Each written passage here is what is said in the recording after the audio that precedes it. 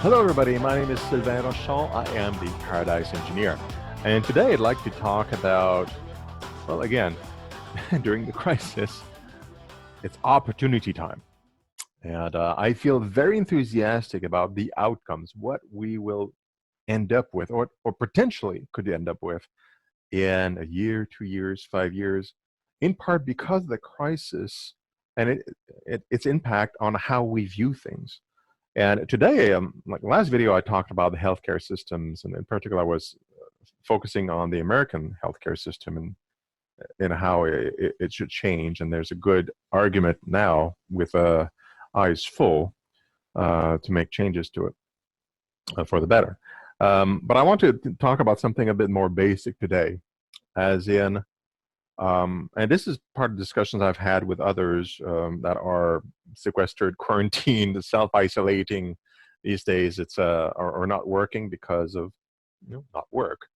There's little activity, and some people are out of work and so on. So we get to notice what's really important. Now, I've been, as a futurist, of course, I've been talking about these things for a while.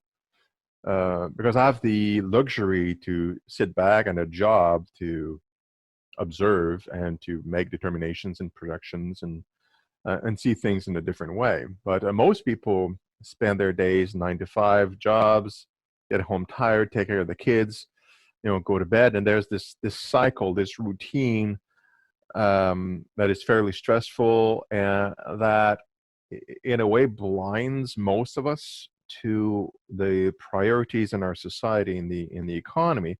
We just don't have the energy to kind of think about these things through. But because of the crisis, a lot more people have been reducing all sorts of activities and thinking about things. And there is a bunch of discussions online and elsewhere about, okay, well, how are we going to resolve this? So there's a mobilization to create solutions both to the virus itself, but also how do we keep the economy from going into a depression? How do we deal with productivity and keeping food on the table? I mean, there's a lot of logistic problems when people aren't working. But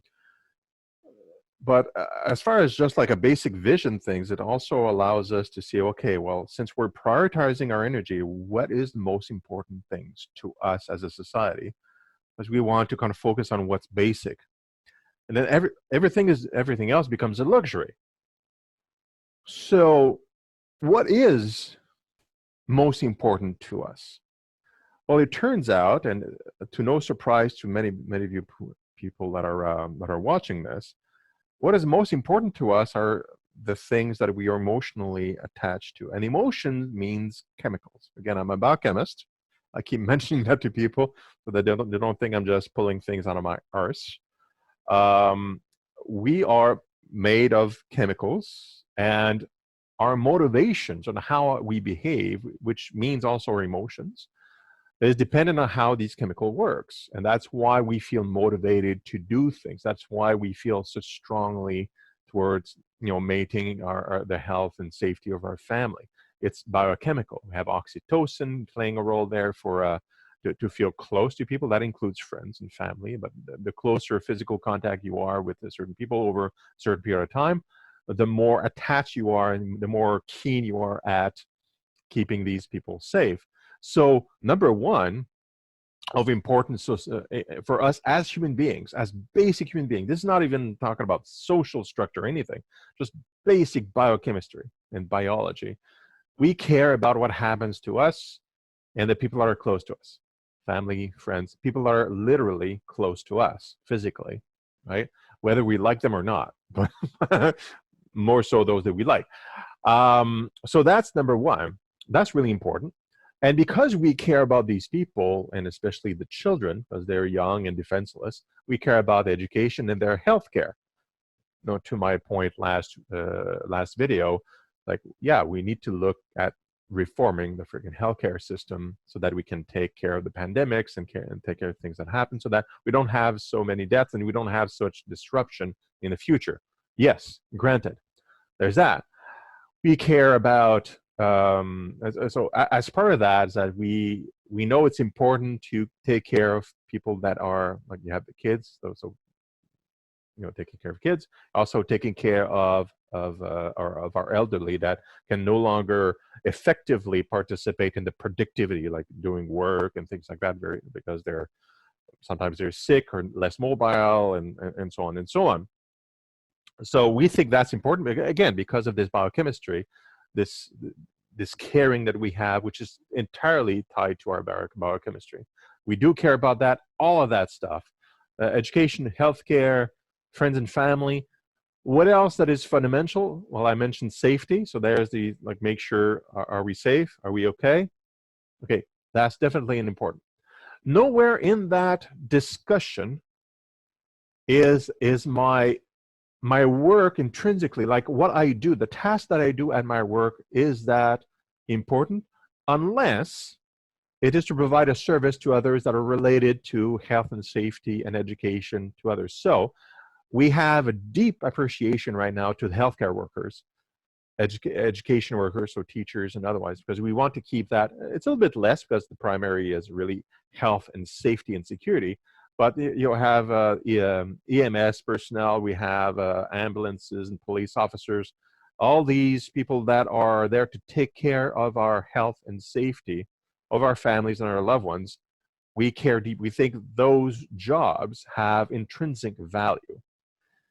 But we don't really, I mean, the only reason we care about, especially at this time, about the jobs we do is because it provides us money. Because money allows us to buy the security and the safety and the healthcare and all these things. That's what the money's for. Being an accountant, give you an example, right now is considered as fairly low importance. Being in a service industry, like restaurants and things, low importance, because you can cook at home. It's not that important anymore. And that's a lot of jobs. But we kind of notice, well, in fact, it's just a luxury. It's a nice to have, but it's not something that we absolutely need. Basically, we could automate that stuff away, and we do right now because we're doing a lot of delivery. So there's a lot of these tasks that are automated more and more, and these tasks are taken care of by people and others, but they are a luxury, right? But we do want to make sure the grocery stores are stocked. We want to make sure that the hospitals are fully equipped. We want to make sure that we continue our education, so online education or otherwise, just because we want our people to be well and to have a good future, not necessarily about a job, but just to learn things so that they can have a good life in general. But that's what we find important. Everything else, stock markets, economy, all these things that a lot of people are worried about crashing. I mean, common folk are worried about it because it may go into a depression, so make their lives personally in their backyard difficult. But whether or not company A, B, or C go bankrupt, you don't really care about it unless you know somebody that works there, and then you feel, that person is going to go on a hard time. So again, the reevaluation of what's important is really key here. Because, and I've spoken to this a lot, we're in time of transition between like a fairly dumb AI and automation that can do a lot of really cool things, where we're to a point where the human beings are essentially assisting the automated systems for the most part, and there's a lot of more automation that we'd like to admit, and it's pretty smart, to a point where us as assistants to the AI and automated systems would be a hindrance to productivity, to do a lot of these things that I mentioned, especially in the luxurious elements like serving at a restaurant. It's all become like kind of a leisure entertainment kind of bit, to have a person physically there doing something, where you can just go to the restaurant and automated systems provide you food, and the food's fresh, the food is not contaminated by any viruses because it's machines. And you get a good meal, fewer people kind of running around. It can be a great experience. So, it has to bring us to minds of like how our economy is structured. Is very much structured around people that need to work. And right now, again, I'm rehashing some earlier comments. Since we'll be in this kind of situation, self-isolation for a while, unemployment rates is going to go up. A lot more people are going to work online. That's great, and kind of be creative and so on.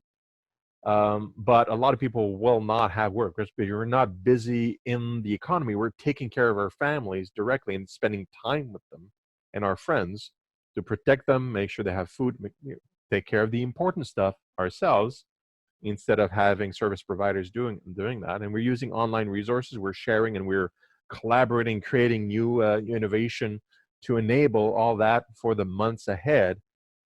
In North America, we're seeing self-isolation being a thing and fairly strict moving restrictions up until maybe August. It could be later than that, who knows? So we're restructuring how we're doing things to provide the best that we can for what we really care about. And a lot of people that are losing their jobs are really worried because they have to use the money to purchase what they need to take care of what they really care about. And that's why all the bailouts are happening at the government level to try to give people money and to sustain them and so on.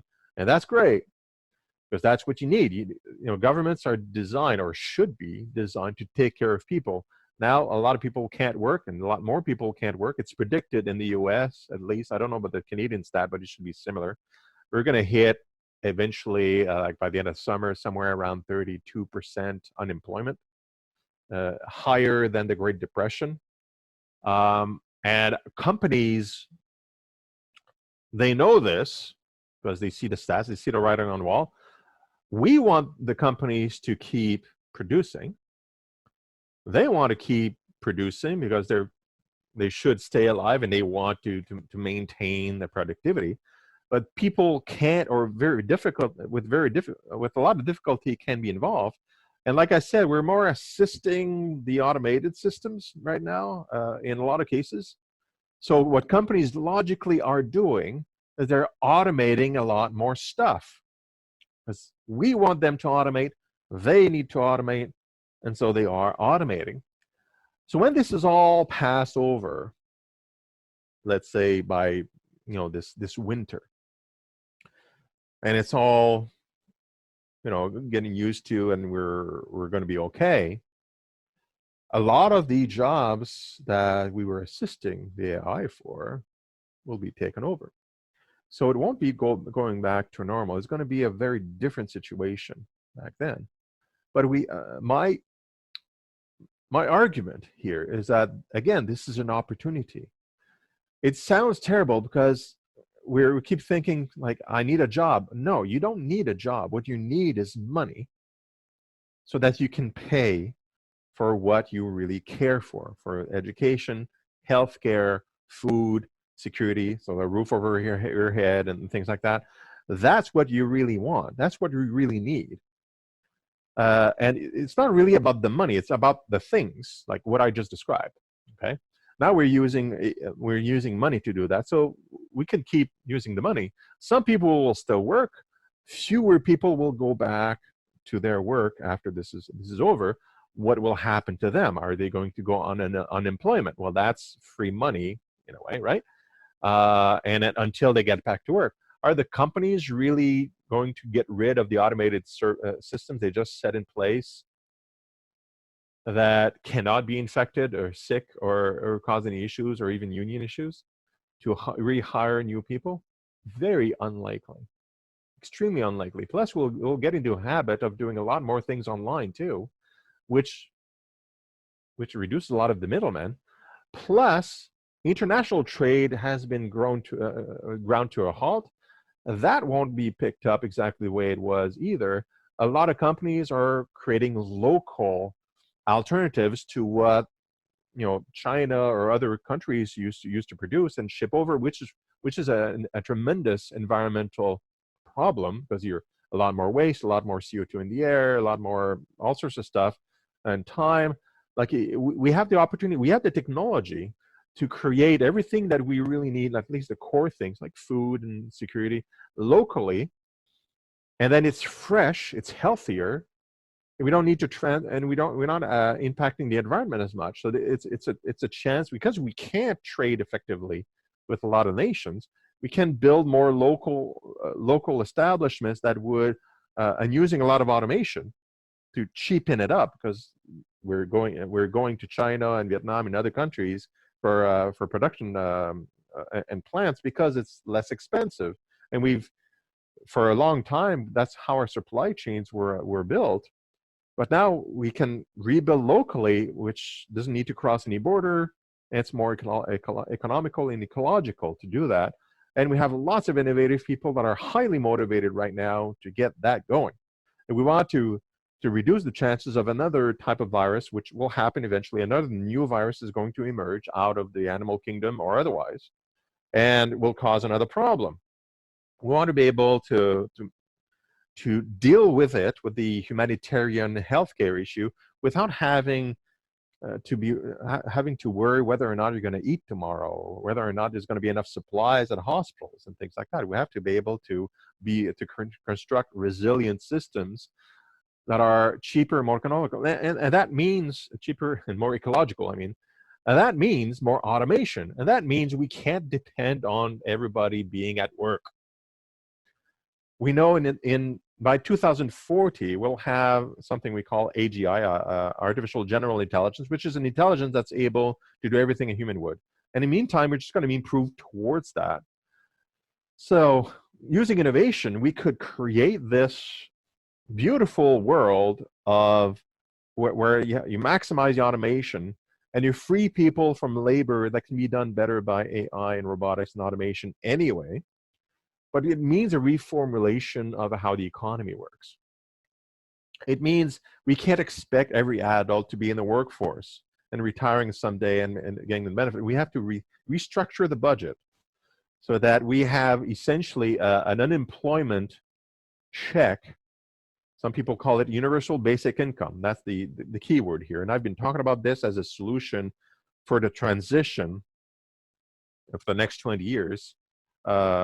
I've been talking about it for a few years, but it would be a good transitional tool for the next 20, allowing us to not worry about all that stuff, about the basic things that we care about. You know the money's coming in. It comes from the national budget. I mean, I recommend just using the government systems and automating a whole bunch of stuff so that you don't bloat the government out of it. Actually, it could reduce the government bloat, because you have to manage all these different services that cost a certain amount of dollars, where you have to determine who can apply, you have to apply or not, so who are you divvying it out. I mean, there's a lot of jobs just in maintaining these systems, and creates a big bureaucracy. A lot of people falling into the cracks. It's terrible. So implementing let's say a perpetual unemployment check for everybody that would be recuperated at the end of the taxation year. So if you do work, great. I mean, you're making more money. Well, some of it, so you're kind of giving back parts or all of that money, if you will, through your income tax calculation. If you don't work because you can't, because of the virus, because there's not enough work in your space or whatever, then you don't worry about things, and that's going to cost less to society and to the economy than the current system is now. And having some people fall into the cracks, because most people that go into the justice system, like in the criminal activity of some kind, are poor. It's not about that they're more criminally minded, these people. No, it's because they want safety and security for their family, and they do what they can, and sometimes they do things that are illegal or that they shouldn't be doing, consciously or subconsciously, to get out of this terrible suffering situation of poverty or just bad situations. And so that's like the whole system is costing a lot of money to kind of to manage these individuals that go into the criminal system. Well, eliminating poverty, well, you generate behaviors that are positive, because they don't need to worry about all these things, and behave like normal human beings, social new human beings. Same with the healthcare system. Uh, Poor people or people that are at financial disadvantage in some way are predominantly less healthy than people that have means. That's because they can't buy as good as much or good food as they should. They don't live in good places that are in healthy environments. It's stressful to be poor and always counting the checks and counting the dollars every single day. So they are less healthy. And in Canada, according to basic income test they did in the 70s, that was they called it MINCOM. They determined that over the 5-year test in that area, the cost of the healthcare of that area was reduced by about 8%. Well, considering Canada, just give you an example, we have a pretty extensive healthcare system. Costs, I believe the number is $240 billion a year for everybody's healthcare. It sounds like a big number, but if we do the math, just on a per capita basis, again, this is, I can't do it because that was, I don't know, at that time, maybe there was 25 million Canadians. I'm just doing, math. 240 billion. I'll make sure to put enough zeros. Zeros, okay. Oh crap. Reverse that. Divided by 25 million. I'm doing it, I guess. So that's $10,000 per Canadian. That's in Canadian dollars. Okay, that cost.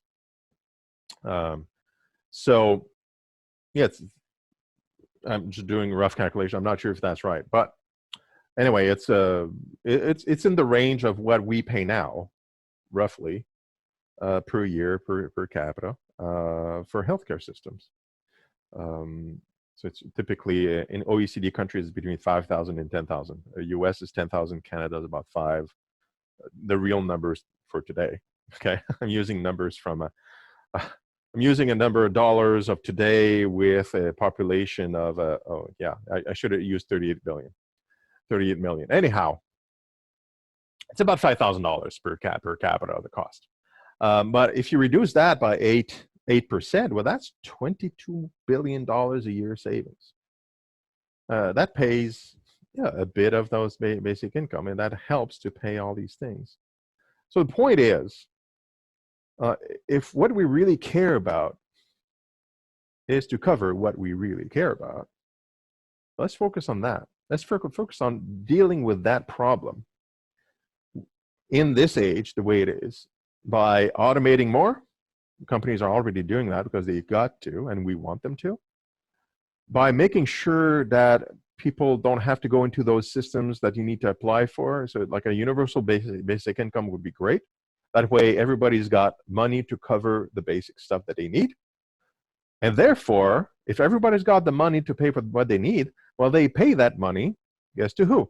To the companies that are making the food, making whatever else, right? That are making buildings for us to live in, that are making products and services and equipment for healthcare and education systems, things that we really care about. And then on top of that, well, there would be an offer and demand system, just like we have now, or we used to, more, for all these luxurious things, like the little widgets and gadgets and the restaurants, the outings and cinemas and things, because there would still be a significant amount of people that would be working or contributing in different ways, self-employed, Uber drivers, not for very long, but that are building small businesses, which is all things that we know happen under universal basic income plans. There's no sign in any basic income plan that has been tested in pilots since the 1970s, and that's where they really started looking at it seriously. Anywhere in the world, including the American one, the Canadian one, India, Switzerland, Finland, I'm forgetting, Namibia, and other countries, right? I've tested it. None of them have shown any sign of People being lazy and just deciding, well, I'm not working, I'm not sitting on my ass, I'm not just taking my money and just surviving off of that. No decline towards that tendency at all. No signs of it. In all cases, however, there is a much higher health care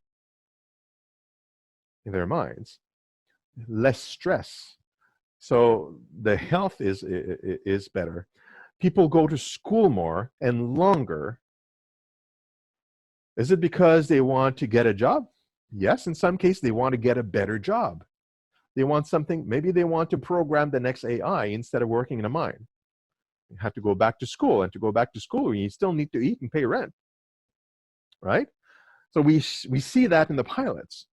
They go back to education quite a lot, especially the young people, but also recycling and reskilling from the older generation as well, because they want something better for their family and themselves. That's the biological motivation, okay? People are, generally speaking, and this is the majority of people, are not encoded to sit and just accept the status quo the way it is. We are biologically plugged to seek out joy and to avoid discomfort. Now, the status quo is comfortable, granted, okay? So you can avoid discomfort just by keeping things comfortable the way they are. I got my money covered. Biologically, that suits. But the other part is that we also seek joy. Otherwise, life is friggin' boring, right? You don't want to have everything the same every day constantly. You want to be able to do certain things. I'm not talking about, watching Netflix or buying a movie and going to the movie a couple of times and kind of that kind of entertainment. I'm talking about contribution and elevating the lives of the people that you care about. And that's another study, and there's a bunch of studies on this, yeah, out of Harvard, and the study I'm referring to is out of Harvard. There's a couple of studies out of that showed that people gain more joy or pleasure giving to others than taking for themselves. That's according to that study specifically, it's 95% of people are coded that way. That's part of our genes.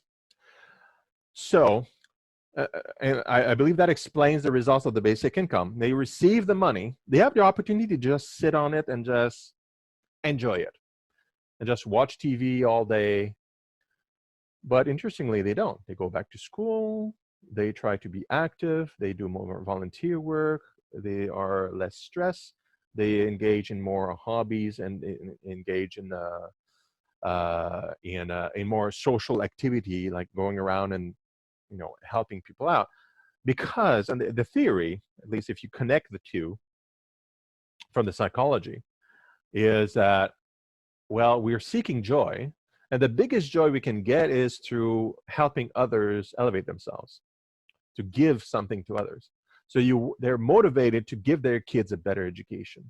They're motivated to give their family, their wives, their spouses, and their dogs, or whatever they love, something better. So maybe a better environment, a home in a better location, a better trip next year, whatever, right? And that involves, if you want to improve something, it's the opposite of status quo. If you want to do something extra.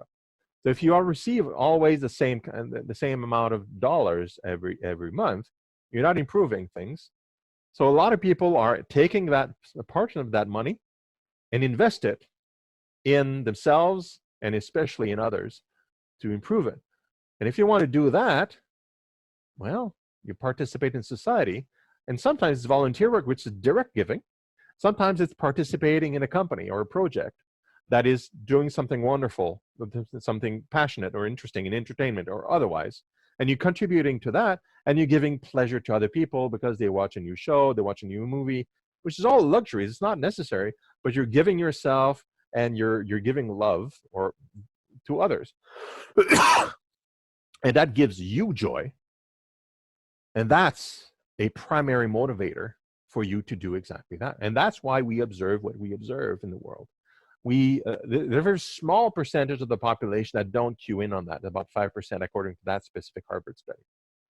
So okay, you'd have a small percentage of the population that may kind of sit around and not do a whole lot because they don't have the innate motivation to seek joy in others.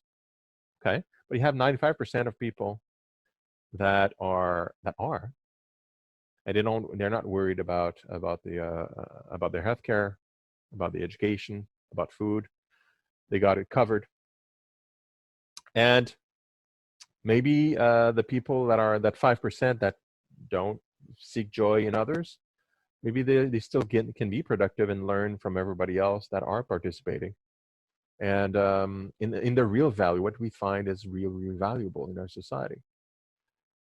And to achieve this universal basic income, it's not like I explained before. You can give it to everybody and then claw it back based on revenues, knowing that people will work and try to get a better job and get education to do better, even start new businesses, innovating.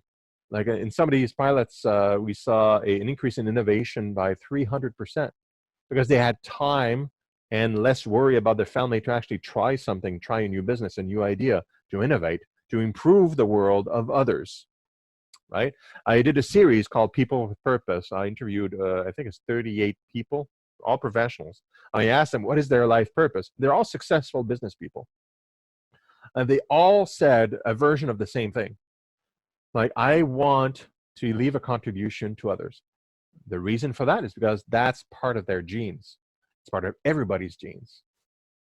They wanted to innovate because they wanted to give to others. They wanted to leave a legacy, leave a positive impact in society. That's the natural trend of humanity. So yeah, let's just arrange the budget so that, and how the economy works, so that everybody's got money coming in, everybody's going to be spending, much fewer, like 80% less incarceration, 8% approximately, or 8 to 10%, let's say, less healthcare need because people are healthier and less stress. And if there's another virus that comes in, we got all these automated systems that take care of things. We got money already coming in. We can buckle down, isolate ourselves, nip it in the bud, put focus on our healthcare and education system and security system so that we we deal with it quickly, and we don't end up with 100 to 250,000 deaths in the U.S. And we don't have millions of people infected in the whole world.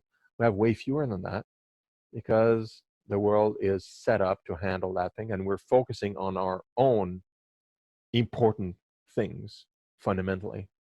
And no, work is not a destiny. It is a means to an end, and the end is safety and food and healthcare. That's the end, the important things. So why not we take a direct path to take care of what is important, leveraging our connections with the government, like the way it's already kind of connected with our bank accounts and things like that, and get a basic income flowing, reorganize the budgets and income taxes to finance it. We can do that next year. Not a big deal. It just takes a willingness for people to ask for it, and our politicians will just follow suit. The politicians, they're just like everybody else. They want to keep their job because what's important to them, for the most part, is the money and the prestige, and they want to take care of their family. That's it. So, let's do it.